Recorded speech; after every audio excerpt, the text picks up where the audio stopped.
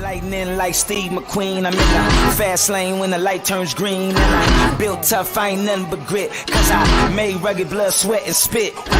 Yeah, like a horse I fly. Better push yourself in for a bumpy ride. I like to play hard, but I work harder. And I weather the storm cause I'm built stronger. What is up, ladies and gentlemen? We are back. We are live. It is the Freight Coach Morning Show, the top morning show in transportation, coming to you guys every single weekday, 8:30 a.m. Pacific, 10:30 Central, to break down some industry headlines, and most importantly, provide some actual insight into what you can do with all of this information. If this is your first time tuning in, welcome. This is the real side of freight, ladies and gentlemen. And I say that before every single show. And what I mean by that is I only speak to transportation professionals on this show, as well as my twice-a-week long-form podcast, because I want to put the right information out there that you can apply, utilize, and see a meaningful difference in your business and your life. I got a very special guest for you guys here today. He's the resident produce expert of this podcast at the end of the day, because Cody knows more about produce than he's probably forgot more about produce than most people will ever understand. So with that being said, Cody, what's up, man? Good to have you back on. What's up, buddy? Oh, man, just out here trying to slang some freight, my dude. Just like everybody else. I hear you. What about that bridge collapse, buddy? Oh, man. I think you just got to go on social media and you can find all these subject matter experts now on structural engineering and everything else, and how, there's no human error that could possibly happen. I mean, at the end of the day, dude, I don't know. I think that I'm going to, and I kind of talked about this a little bit yesterday on the show, I'm going to let things kind of shake out and more details come out before any opinions formulated on it. I know at the end of the day, like the port's closed, there's a lot of freight that needs to be removed from that area. It's going to affect capacity. It's going to affect pricing, and we just got to find solutions. Yeah, it's crazy. I definitely think it's going to have an impact on I think New York and probably Elizabeth, right? Like those are probably the closest ports that are going to be affected. And if I was a carrier, I'd be watching that really carefully, because I would assume that rates are probably going to be increasing coming out of those two ports in the next couple months. Yeah. I'd be transporting equipment up there. Yeah, I couldn't agree more, man. I think that it's going to be, because there is going to be quite some time before, who knows how long that port's even going to be closed for. It's and it's a big deal, right? Because I broke down, I pulled up an article from the JOC yesterday, because the JOC is who I go to for, actual data on the world stage. And, they had said that with that port alone, it's up to I think it was 10% of the East Coast imports and stuff are done through the port of Baltimore. So that's a big number. Yeah, that's a huge number when you think about that on the grand scheme of things. And from what I understand, it's the number one port on the East Coast for steel, right? Yes. Yeah. So, a lot of larger and equipment and stuff too. They did 400,000, units last year, they had said. Yeah, that's insane. It's definitely going to cause some issues this I would assume all year, because it's going to take a long time to fix that. Yeah, that's not going away anytime soon. But I just think this situation is not an anomaly in the sense of it being a disruption, right? Yeah. Plug and play the event. These things have happened, and this is just going to show how resilient our supply chain actually is when you can divert all of that. Because dude, they're going to have to empty out that entire port here. All the product that's sitting on there, they're going to have to divert that to probably Norfolk, Wilmington, Philly, other areas within at least 100-mile radius, 150-mile radius of there. And they're going to have to get that out. And then, that's not even talking about all the ships that were routed to go in there as well. Right. So those are all being rerouted. And, again, it's that volume's going to go somewhere. And this is just where you got to be. You got to be ready to pick up the slack in these instances.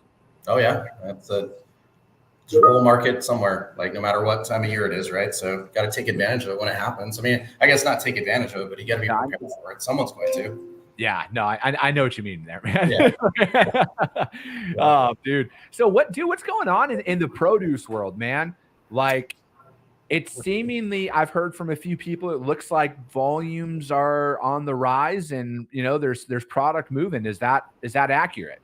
Yeah, we're starting to see. So it's kind of weird this year. We've seen an earlier start for some shippers than we've seen. So we've actually already seen the last 2 weeks some shippers start to move from Yuma to Salinas already. But then we're hearing from certain other shippers that they're going to be a little bit later. So I think it's based on product, what they were really growing, and if it was affected by all that flooding that California had.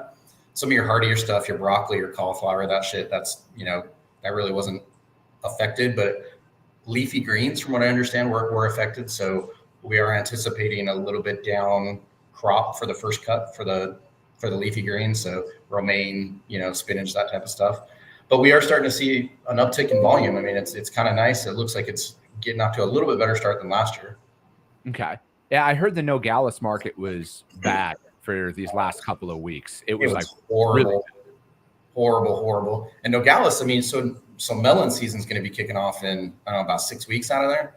And okay. You get, from the end of April through the end of June, Nogales market just goes crazy. I mean, you can see 50 to 60% spikes in rates. So, definitely move your equipment down there. I mean, produce is so seasonal, right? It's like you got to understand the harvest. And if you understand the harvest, you are not going to have a hard time making money in produce. Yeah, no, definitely. Corey Buchan, what's up? He says, happy Thirsty Thursday over on YouTube. Nick, my man with Trusted Cartage. Let's go. Flo over on LinkedIn. Good morning to you. Yeah, dude, I think it's kind of, I don't know, like with my business development that I'm doing right now, like it's wild. Like I'm getting so many out of offices right now. Like it's kind of like a lot more than I thought at this point. And, but yeah, dude, it's like, I just think like anybody who's waiting until now to start prospecting produce is probably going to have a really hard time getting in the door with that. So like how do you prepare? Because you're talking about melons starting, was it 6 weeks? Is that what you were saying? Yeah, it's usually the end of April, first part of May. Okay. So is now a good time for people to go out there and start trying to build up that relationship, or are they even 6 weeks too late for that? I mean, we've actually already seen RFPs starting to come out for Nogales season. We have for the last couple of weeks, but golden rule for us is 8 weeks, right? So we start prospecting and we start seeing RFPs for Salinas season in late January, early February, and then you'll see it flow all the way. We have some customers, and I'm talking Fortune 500 customers, that they do their RFP for Salinas in May. It just depends, right? It just depends on how their RFP season is going to work and what shippers they're working with. But 8 weeks is kind of the golden rule. If you're not reaching out at least 8 weeks before that season kicks off, you're probably going to be behind the 8 ball and you're going to miss a lot of opportunities. So definitely start prospecting for Nogales right now. Cherry season will kind of be the next big one that starts in June. So we start reaching out like late April, to be honest with you. So, okay. So is that like one of those things, because if they're, your customers are only, a cherry that's all that they grow. Are they not answering throughout the rest of the year? Like they just do it, like, because I'm, like that produce is obviously heavy seasonal freight, right? But it's like, so are they more along the lines of like, hey, we got like 12 weeks to push all of our product out, and then we're essentially off for like a couple of months until the stuff goes? Like, what does that look like? Yeah, Cali cherry season actually is very similar to that. So you have a very small season for California cherries, and that starts actually next month. And that's out of Lodi, California. And they're, if you go to the grocery store, they're always like the smaller cherries. They're not as dark, right? And they don't really do too much during the off season. But when you go to the Pacific Northwest, you're talking the big growers up there, like your Rainiers and stuff like that. They do apples all year round as well. So all those guys have cherry, as well as apples and pears and blueberries and everything. So you can definitely work with those guys year round. But cherry season is, that's like the gold rush up in the Pacific Northwest. Besides Christmas trees, you get two really good times during the year. Christmas trees during October and November, and cherry season during, late May through about mid-July. And rates go up, volume goes up, and they're always looking for good carriers. I mean, especially cherries. You're talking, $250,000 to $300,000 for a full load of cherries. So they're not working with, Joe Schmo out there with a 10-year-old reefer. Yeah. Yeah. Are we, because doesn't Florida start around this time normally, or is that delayed? What does that look like? Yeah, Florida citrus. I mean, Florida's had a decent start to the year. Texas is actually seeing some pretty decent volume. Now that the borders, we've kind of gotten past some of the issues that we saw at the border. But Texas onions actually starts right now. The next like 2 to 3 weeks, all the Vidalia onions start out of Texas. So you're going to see Texas rates and capacity is going to get really, really tight down there for the next 3 months. Florida as well. The Florida season is really going to be dependent on citrus, which they did have a good year for citrus. If you look at the numbers, I think they were up about 14 to 17%, depending on what type of citrus you're talking about. So Florida's seeing a decent amount. Salinas, we don't really know where it's going to fall because once again, we had another year where weather impacted, the first cut for the harvest over there. So we're kind of thinking, from what I'm hearing from the growers over there, kind of flat to a little bit up from last year, but nothing more than 1 or 2%. How does this affect the drive? Because I just like with anybody, I try and stay off social media as much as possible because there's a lot of couch experts out there who are trying to spout off a ton of information, and it's pretty evident that they're not exactly well versed in what's going on. How does this affect the dry van market though? Right? What does this do for dry van rates that are out there as well? So it definitely does. I mean, anytime California's GDP is so huge, right? It has such a major impact on the trucking market in America. The 5th largest economy in the world is exactly right. Yeah, and that's insane. But so it does. It drives up rates for flatbed and for dry van during the summer, obviously, because there's less equipment. I don't think there's a whole lot of guys that have a dry van, a flatbed, and a reefer just sitting in their backyard, and they're like, "Oh, I'm just going to drive whichever one is paying the most right now." But your larger companies, right? Your larger trucking companies, they obviously have divisions for all of that, and they're able to move drivers and move equipment around. But it does affect both dry van and flatbed. I don't think flatbed as much. I think that flatbed's mostly affected by the construction season, right? Which should be starting now, anyways, conceivably. But California, you're always going to see a spike in dry van rates during the summer as well. Mm-hmm. I just think, because it's like you start to see some people, they're posting, they're like, oh, this is what the rates are at and everything else. And, this is why I see that, like, obviously there's a need for a national average to be out there, right? But when people see the national average, that doesn't necessarily tell the story in the lanes that they're actually running. 100%. And I think a lot of the seasonal freight that goes on out there, I think that has more of a drastic effect on freight rates than most people can even comprehend, because there hasn't even really been a season per se in the last 4 years, right? Yep. Because rates were sky high for 18 months, and then the bottom kind of dropped out. So I was easy to there was freight moving and everything else. Yes, rates were down, and I get that, but there wasn't a prototypical seasonal push where it affected other modes of transportation, right? And that's what you start to see. And this is where, when an actual freight market happens, it always starts Florida citrus season is kind of like the kickoff for the year, right? And then any market where it has to move just reefer, all the freight that could go dry van or reefer is now gone, because the capacity starts to dry up. So then dry van drivers start to raise their rates. So it's for me, if anybody's looking for a reprieve on pricing, this leads to it. Right. Yep. It's your typical supply and demand. There's not these are those events. And then what happened at the Port of Baltimore, that is going to affect freight rates in the Northeast for the foreseeable future. Right. Because it's going to be, I wouldn't be surprised, dude, any driver who was hauling a dry van out there that has a TWIC card, or is they're going to be pulling drayage here, because they have to move so many containers now due to what has happened. And then the length of haul is going to increase, right? So they're going to need guys who are going to have to pull stuff from Norfolk, Virginia up into Pennsylvania now, and up into, West Virginia and everything else, because it changed the dynamics of things. So capacity is going to tighten up. These events, I'm not saying I'm glad any of this happened, but this has an effect on the overall freight market that is out there. These are the things that you need to look for. So it's anybody out there who has who's in the Northeast, right? Like these are why, like if you're going to look for, because you brought up the whole, I don't know a lot of guys outside of, some of the larger fleets that have dry-vans, reefers, and flatbeds. Like having a TWIC card, I think is a major benefit out there, right? Like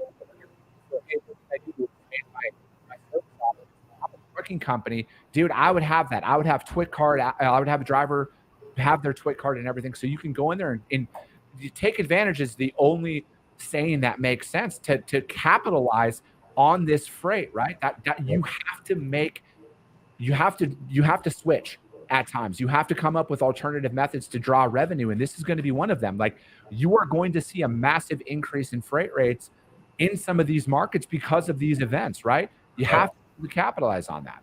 Yeah. And typically you see east to west freight actually go down, dry van and reefer during the summer, right? From the West Coast over to the East Coast, and then opposite during the winter, right? So winter, you typically see California rates and Washington rates, except for their little blimp for Christmas tree season. They tend to go down during the winter. Everything from east to west goes up. And now typically in April to May, you see that flip flop, right? I don't think that's going to happen this year because there's going to be a lot of freight that's moving. There's going to be a lot of congestion, and congestion equals opportunity. I mean, no matter how you look at that, right? So I don't know. It's going to be, I think that there's going to be a lot of opportunity to make some good money out of the Northeast this year compared to a normal year. And, just follow the trends. I think last time I was on your show, we talked about reefer rates out of the Midwest, right? Like how they switched too. We're coming up on, it's March. It was literally like 2 weeks ago that the freeze protection usually turns off, right? So you no longer need freeze protection coming out of the Midwest. Maybe a couple of weeks if we have those freak snowstorms that you guys keep getting over there. But yeah, I don't get that, man. I'm in Arizona. Yeah. We don't freak snowstorms, right? Yeah. So rates just change so drastically just based off of seasonality. And so like that's the best thing. If I was a driver, man, I would pay attention to all of the data that's coming out with FreightWaves, with all those guys. And it's not necessarily the national average or even the lane average, like per rate per mile, but look at the capacity, right? If you just follow where the loads are and you follow where the trucks aren't, you're never going to be the one on social media complaining about rates. You just got to be smarter. How can people, like, what is your assessment on where, like, what is going to be the clearest indicator that there has been a market shift that has happened? Because I've seen it, and I've explained this before on this show, but I'd love to get your perspective. My biggest indicator that the market shift is the negotiation tactics of the carriers that are out there. Yeah, absolutely. If you're not getting any pushback on your rates, or say you post a load on DAT or truck stop, and all of a sudden within 10 seconds your phone goes crazy, that's an indicator that the market's pretty soft. If you post something out there and you don't get a single response in your first hour, you're either way off on your rate, or everybody's understanding that the capacity is pretty tight where you're out of. But I think the biggest thing for me is tender rejections. We follow that, really, really closely, and you're always going to see your ups and downs. Most of the time it looks like a heart monitor. Yeah. But when you start to see up and to the right for a prolonged amount of time, then that's a big indicator that the market shift is happening. I don't pay attention to the MC stuff because there's so much like fraudulent bullshit with MCs, with FMCSA, right? There's so many fake MCs that happen that they close down as soon as they get reported on Carrier Assure, or they get reported on Highway or something. They'll close down their MC and open 10 more tomorrow. I don't really pay attention to that shit. But when you start to see tender rejections go up or down, that's when the market shift happens. And you can follow that all the way from when COVID happened. I mean, you can follow it back to when the ELD mandate happened, right, in 18. Yeah. And it saw a big spike for, 6 months, and then it saw a big drop in 19 once the last freight recession happened. And then all of a sudden COVID happened. And to your point, there was no seasonality for almost 2 years. It was just up and to the right the whole time. Yeah. And then you saw a big crash. And like last year, you can kind of set your clocks by like late March, early April, you start to see rates increase, right? You got construction season starting because it's getting warmer out there. You've got produce season starting.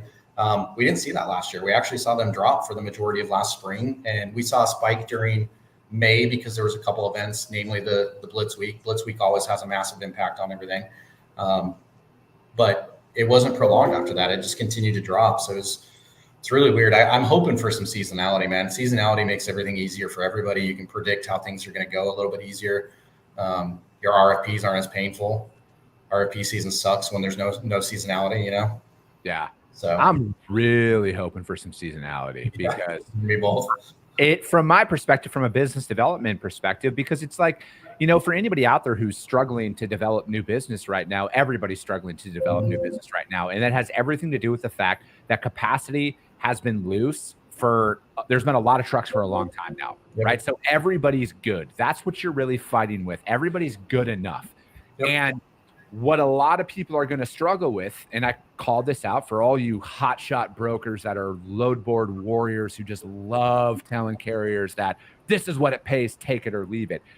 To quote South Park, you're going to have a bad time at some point. I love that. Because at some point when it flips and your arrogance is going to get in your way to refuse to change, that's when they're going to start replying to my sales outreaches about, somebody who can actually do the job and can't just post and get the cheapest truck. And then, people just do that because that's just not the way that it's going to work out there. So from my perspective, the sooner the tender rejections start to rise, the sooner there is tightening of capacity, the better it's going to be for business development for the people that are out there actually soliciting new business right now, because that is the catalyst that people are looking for. Absolutely. That is what it is going to take, because it's not going to come unless there is something major to shake up the market, because everybody's good enough, and good enough is the greatest enemy that you can possess out there.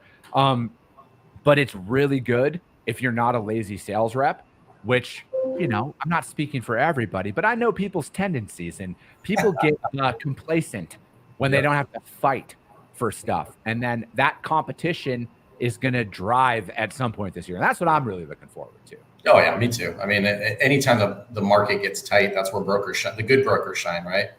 Like if you're a load board warrior, yeah, you're gonna have a bad time for sure. That's just, most of the people who lived through COVID saw that, right? And COVID shook up the entire industry.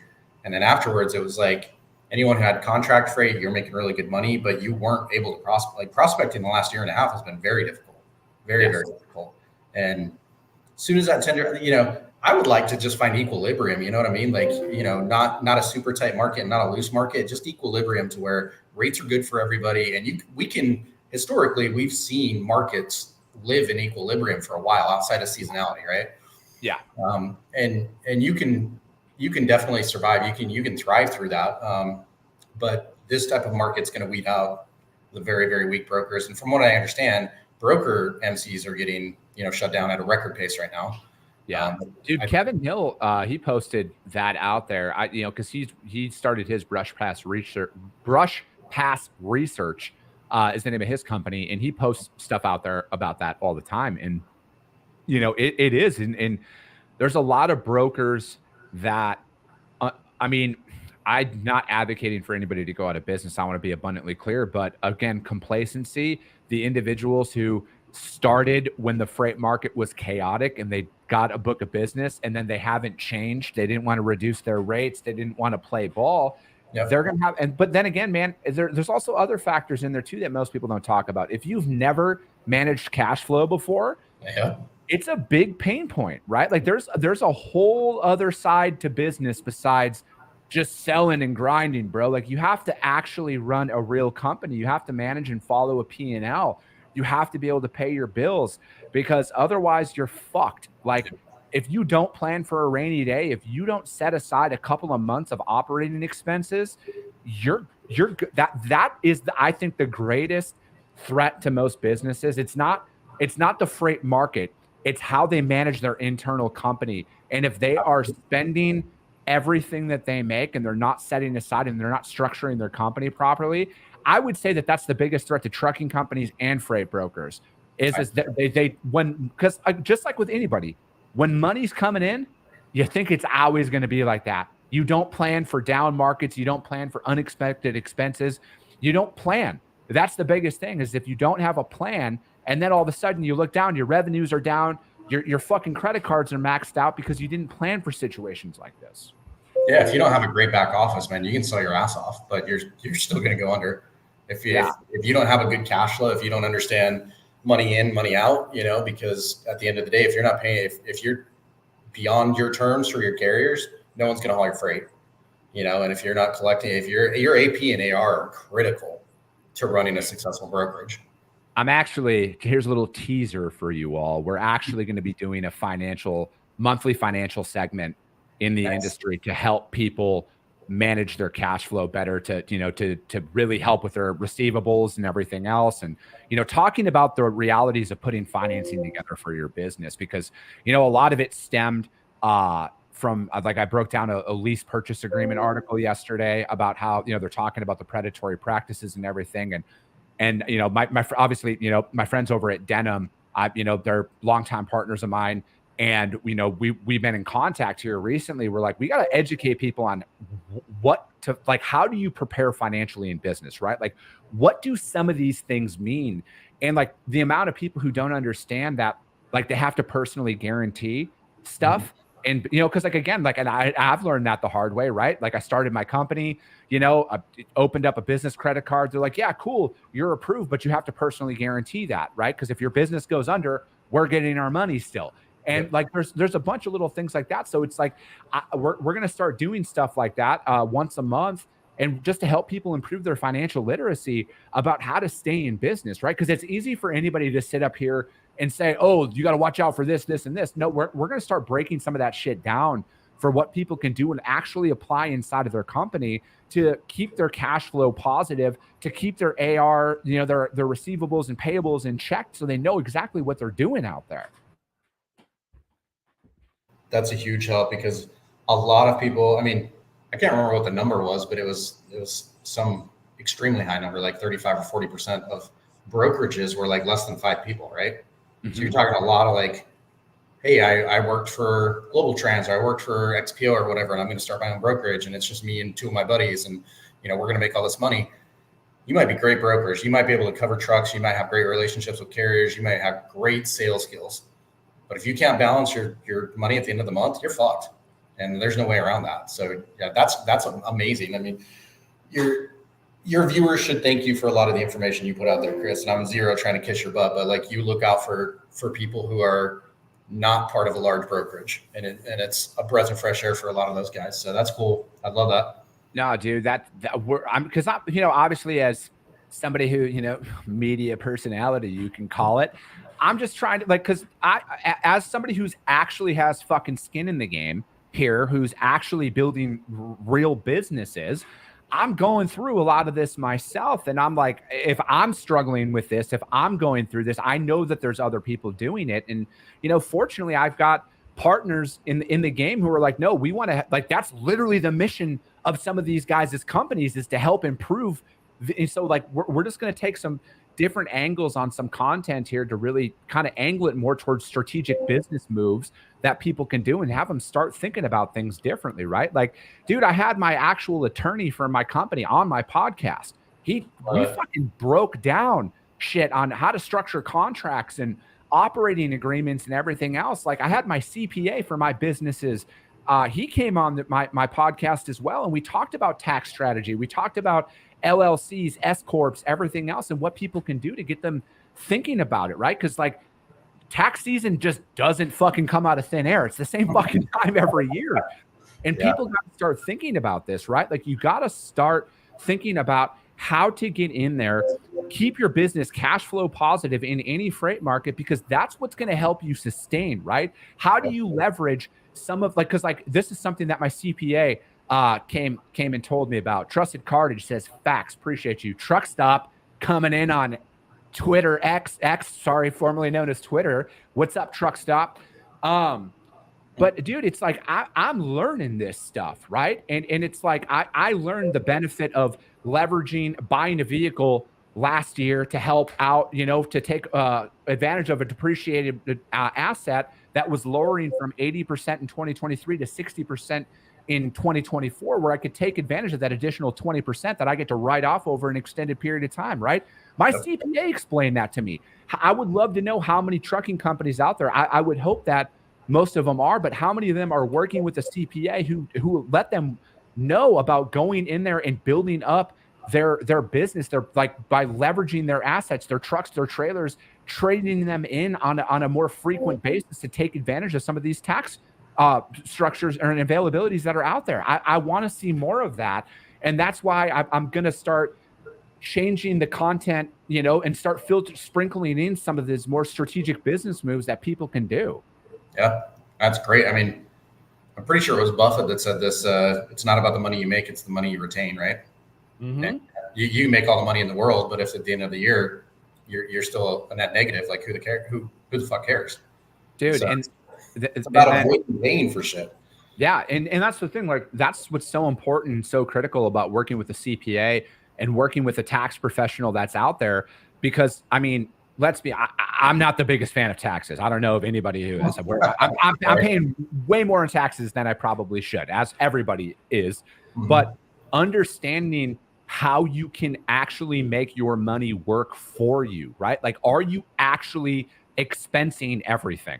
Yep. Or are you losing? Like, I look at it like this. If you own a business and you lost a fuel receipt, that's $500 that you can't fucking write off now or apply to your business, right? So from my perspective, like, you got to be working with all of that, right? Like, I've mentioned this before, and I'm going to say it again. Hiring a bookkeeper, a CPA, and an attorney is the best fucking moves you can make in business. Yep. They're critical. I mean, you have to, especially an attorney and a CPA. I mean, yeah, you absolutely have to. So I love it, buddy. I love that you're taking deep dives into this.